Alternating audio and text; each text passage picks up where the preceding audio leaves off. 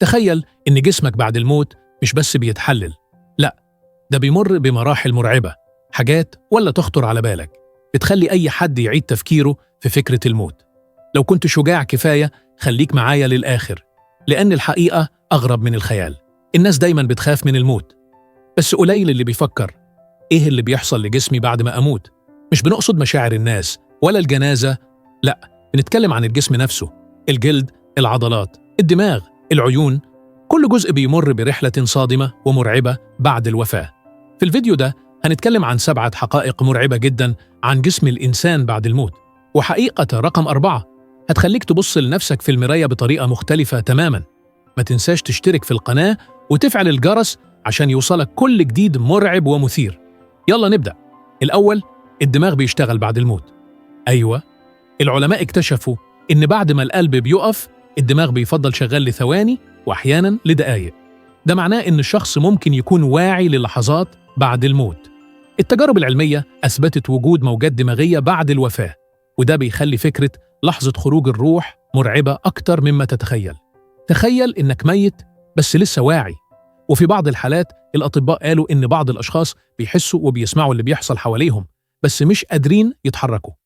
2، الجسم بيبرد بسرعة مخيفة بعد الموت. الجسم بيبدأ يفقد حرارته بمعدل درجة إلى درجة ونصف في الساعة، وبيوصل لدرجة حرارة الغرفة في أقل من 24 ساعة.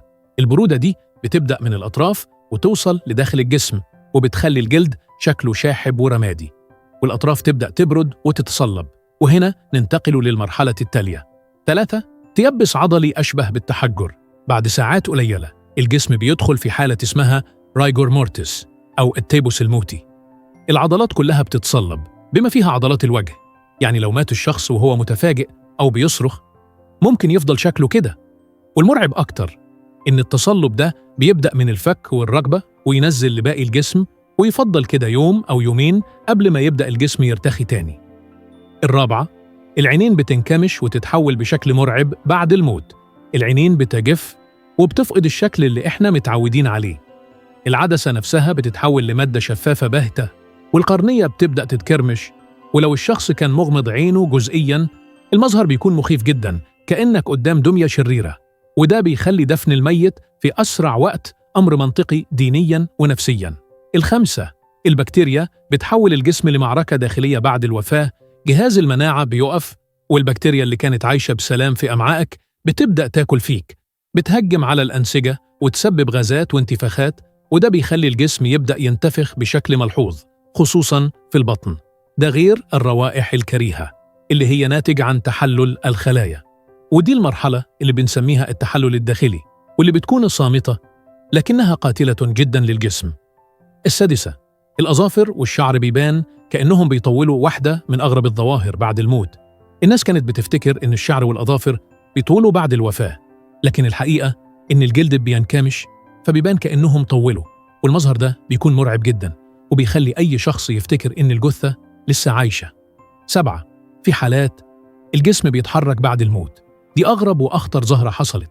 حالات نادرة جدا الجسم فيها بيعمل حركات خفيفة بعد الموت، زي انقباض عضلة فجأة أو حتى رفع ذراع بشكل لا إرادي. وده بيكون نتيجة شحنات كهربائية أخيرة في الأعصاب. تخيل عامل في المشرحة بيغسل الجثة وفجأة ترفع إيدها. الموت نهاية حتمية، لكن الرحلة اللي بيمر بيها الجسم بعدها مليانة أسرار وحقائق مرعبة. ورغم إن الكلام ده يخوف، لكنه جزء من الحقيقة اللي بنهرب منها كل يوم. لو عجبتك الحلقة ما تنساش تعمل لايك وتشترك في القناة وفعل الجرس علشان توصلك حلقاتنا الجاية، لأن الجاي أغرب وأغرب. سلام.